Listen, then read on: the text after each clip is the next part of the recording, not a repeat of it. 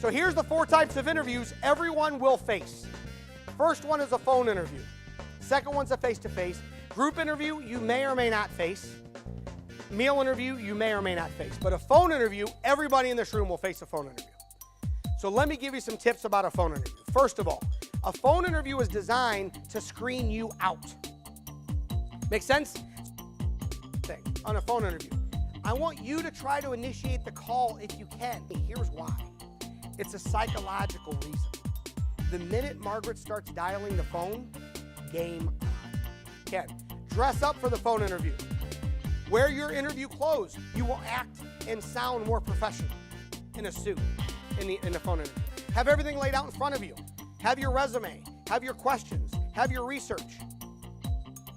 And understand your goal is to make a good first impression and get to the next level of a face-to-face interview. Your first impression.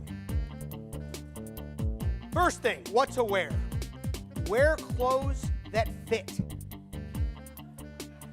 I know it sounds crazy, but if you're sitting in the interview and your boxers are rising and you're not wearing a tie and you're all uncomfortable with wearing a suit, it's going to shine through in the interview and it's going to be a distraction.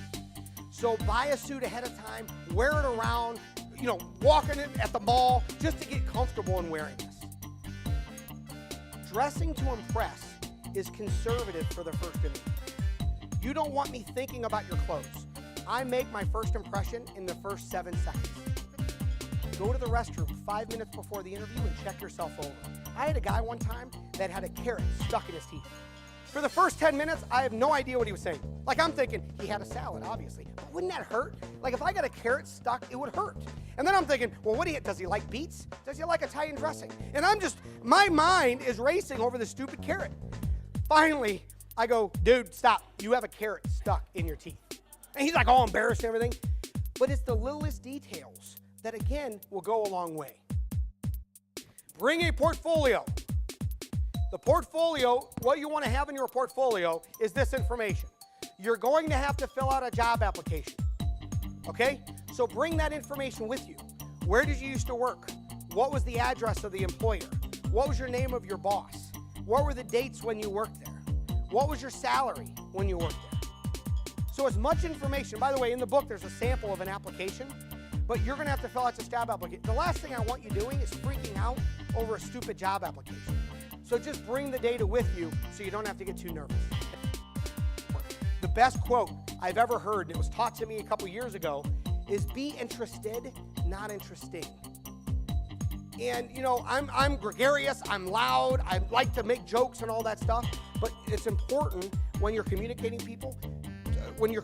communicating with people to ask questions about them. If you've noticed, I try to meet some people here, but I ask questions. Tell me about yourself. When did you graduate? Why did you go to U of M? What do you think about Ohio State? What do you think of this? And I'm asking questions so I can get to know you a little bit. You've done your first round. This is when you want to get into details. So understand, what's the healthcare premiums? What type of tuition reimbursement? Vacation time, work hours, team structure? A great question to ask. How are performance reviews conducted?